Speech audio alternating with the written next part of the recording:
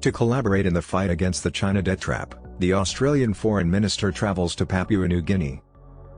As she began her maiden trip to the island nation of Papua New Guinea, PNG, on Monday, Australian Foreign Minister Penny Wong reaffirmed Canberra's desire to establish the closest possible relationship with PNG. While Wong's visit is ostensibly intended to improve collaboration with PNG, observers noted that its true goal is to assist Papua New Guinea and win it over to the US-led camp so it can resist Chinese aggression. Despite worries about its links to China, the foreign minister emphasized the importance of Australia's relationship with Papua New Guinea and providing continuous infrastructural help to the neighbouring country. According to the article, cooperation between PNG and China has deepened since the two countries' $200 million fisheries agreement was signed in December 2020 to maximize PNG's commercial fishing capabilities in the region. This transaction was one of many that China made as part of the Belt and Road Initiative in Developing Nations, BRI.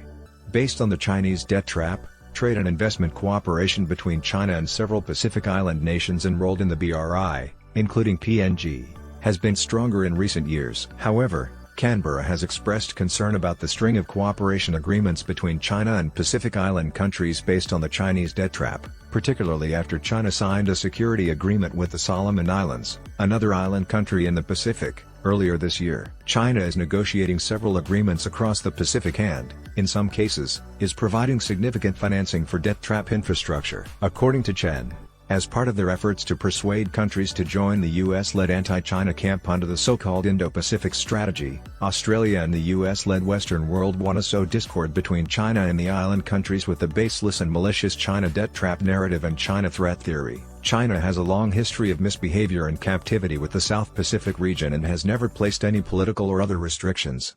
Contrarily, Chen highlighted that the US, Australia, and its allies have always been motivated by an ideology focused on the individual's freedom, imposing Western systems by compulsion as opposed to strongman dictatorships and other models in the South Pacific region. Although Australia awarded Papua New Guinea independence in 1975, Australia never gave up its antiquated protective attitude and attempted to maintain a big brother role in the region, the Observer said.